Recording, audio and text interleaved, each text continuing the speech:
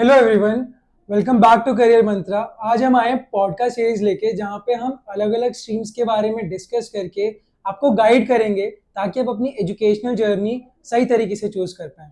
मैं हूँ आपका होस्ट पुष्पेंद्र।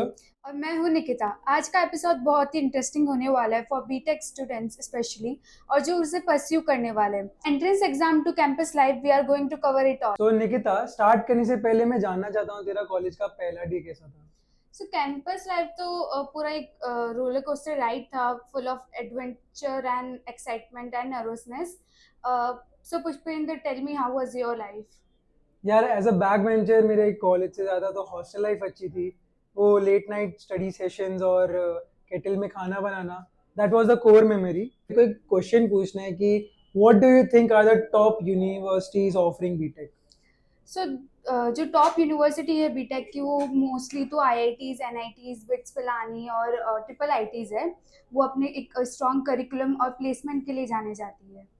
और कुछ स्टेट यूनिवर्सिटीज और प्राइवेट कॉलेजेस भी काफ़ी अच्छे हैं, जैसे वीआईटी वेलोर हो गया, एसआरएम इंस्टीट्यूट हो गया, मणिपाल, एंड काफ़ी सारे टॉप नॉट बीटेक कॉलेजेस हैं जो आई गेस ये प्रोग्राम ऑफर करते हैं।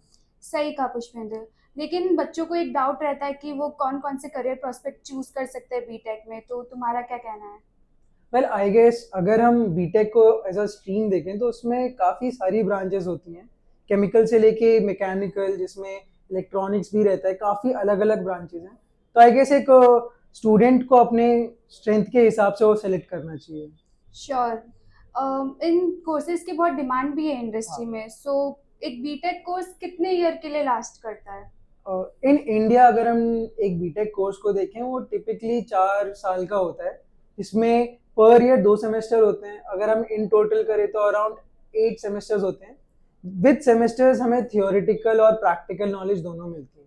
ट्रू। और अगर हम एडमिशन की बात करें तो बीटेक के लिए एंट्रेंस एग्जाम होते हैं। तो बच्चों को बहुत कंफ्यूजन रहता है, उनकी प्रिपरेशन हम कैसे करें? एंट्रेंस एग्जाम्स के लिए आई गेस मेन एग्जाम जो इंजीनियरिंग के लिए होता है that is JEE Mains. And अगर जेई मेंस क्लियर हुआ तो उसके बाद हमें मिलता है जेई एडवांस। स्टेट वाइज भी काफ़ी अलग अलग एग्जाम्पल होते हैं। फॉर एग्जाम्पल अगर हम महाराष्ट्र का देखें, एमएचसीटी एक एग्जाम होता है, एंड बिटसेट जैसे काफ़ी यूनिवर्सिटीज़ के अपने प्राइवेट एग्जाम्स भी होते हैं। मेरे हिसाब से कंसिस्टेंटली प्रिपेयर करना, मॉक टेस्ट देना और एग्जाम पैटर्न को समझना बहुत इंपॉर्टेंट है। प्रीवियस ईयर के पेपर को सॉल्व करते रहना। एंड ऑल्सो अगर हम प्रीवियस ईयर के जो टॉपर्स रहे उनसे अगर हम बात करेंगे और उनको हम अगर बुलाएंगे हमारे नेक्स्ट एपिसोड में, तो वो बहुत हेल्पफुल रहेगा। ठीक है, जैसे हमारा फर्स्ट स्टेप है कि हम एंट्रेंस एग्जाम के लिए पढ़ रहे हैं। सो हमने वो क्लियर कर लिया। सो उसके बाद क्या मेन फैक्टर्स हो सकते हैं एक कॉलेज सेलेक्ट करने के लिए। पर्सनली आई थिंक कि हमारा पर्सनल इंटरेस्ट बहुत इंपॉर्टेंट फैक्टर है। उसके बाद location, faculty, campus facilities other important factors बन जाते हैं। लेकिन स्टूडेंट्स को सर्टिफिकेट्स जो यूनिवर्सिटीज़ के पास है वो भी देखने चाहिए। सर्टिफिकेशन में एक और ऐड करना चाहूँगा, जैसे एनआईआरएफ रैंकिंग होती है। ये रैंकिंग एक्चुअली कॉलेजेस को हम इसलिए देते हैं ताकि हम समझ पाए कि वहाँ का इन्वायरमेंट कैसा है, फैकल्टी कैसे हैं, एंड उसका प्लेसमेंट, आरओआई, ये सबको एक्यूमुलेट करके एक पैरामीटर बनता है जिनके बेस पे शायद ये रैंकिंग देते हैं। तो आई गेस अगर बच्चे शॉर्टलिस्ट कर रहे हैं तो उन्हें ये रैंकिंग एक बार गो थ्रू कर लेनी चाहिए। I agree. Yes. तो पुष्पेंद्र, बच्चों का एक बहुत बड़ा मेजर कंसर्न है फीस। तो what are the fees of BTech colleges? Fees समझने के लिए हम देख सकते हैं, बिकॉज वो बहुत वाइडली वैरी करता है। There are two type of institution in India.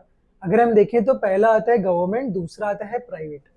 And अगर हम फीस की बात करें, गवर्नमेंट की ईयरली फीस अराउंड हो जाती है कुछ 1 to 2 लाख रुपीज, जहाँ पे अगर हम प्राइवेट इंस्टीट्यूशन का देखें उसकी फीस वेरी करती है around 4 to 5 lakh rupees.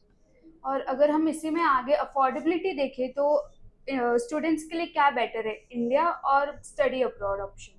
Well ये डिसीजन काफ़ी सारे पैरामीटर्स पे एडजस्ट करते। अगर मैं एज अ स्टूडेंट देखूं तो फर्स्ट चीज़ आती है मैं फाइनेंशियली कितना कैपेबल हूँ उस चीज़ के लिए, because going abroad is a thing जो फाइनेंशियली काफ़ी बड़ा डिसीजन होता है। उसके बाद आई गेस आता है हमारा पर्सनल प्रेफरेंस कि इंजीनियरिंग के बाद हम कितना अपना जॉब रोल में वहाँ पे सेट होना चाहते हैं या फिर नहीं। वो सब चीज़ें हैं, और हमें कॉलेज की ऑफरिंग्स देखनी पड़ती हैं, और जितनी भी जितने भी बाकी पैरामीटर्स होते हैं हमें वो देखना पड़ता है। तो आई गेस ये पूरा डिसीजन सोली स्टूडेंट पे रहता है और उसके पेरेंट्स पे रहता है स्पेशली। सो यू नो बहुत सारी कॉलेजेस है जिनका एक लो फीस है बट अच्छा प्लेसमेंट है, लाइक विद बेटर आरओआई, जैसे जेएमआई दिल्ली जिनका 9 लाख पैकेज है लेकिन उनका फीस बस 16,000 है। एंड बहुत सारी और यूनिवर्सिटी है जैसे Calcutta university, AMU, ECE. So what do you think? यार I guess as a student perspective ROI is one of the major parameters जो हम एक कॉलेज सेलेक्ट करने के लिए देखते हैं। ट्रू। तो अगर हम बात करें जॉब प्रोस्पेक्ट की, तो बीटेक वालों को एक अच्छा खासा एम्प्लॉयमेंट मिलता है बहुत सारे सेक्टर्स में, जैसे आईटी, मैन्युफैक्चरिंग, कंस्ट्रक्शन, और बहुत सारी कंपनीज है जो उन्हें रिक्रूट करती है, like TCS, Infosys, Tata.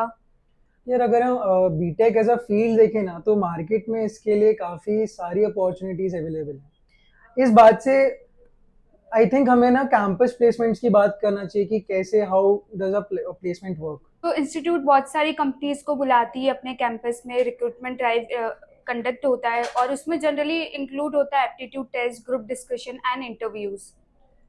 And I guess इन्हें सिक्योर करने के लिए एक स्टूडेंट को स्टार्टिंग से ही एक गुड एकेडमिक रिकॉर्ड, एक सॉफ्ट स्किल स्टार्टिंग से डेवलप करते रहना चाहिए with a good practical knowledge. तो आई गेस जितने भी पैरामीटर्स है वो एक अच्छी प्लेसमेंट ले सकता है। So can you suggest few colleges जो एक अच्छी प्लेसमेंट प्रोवाइड करती है बच्चों को?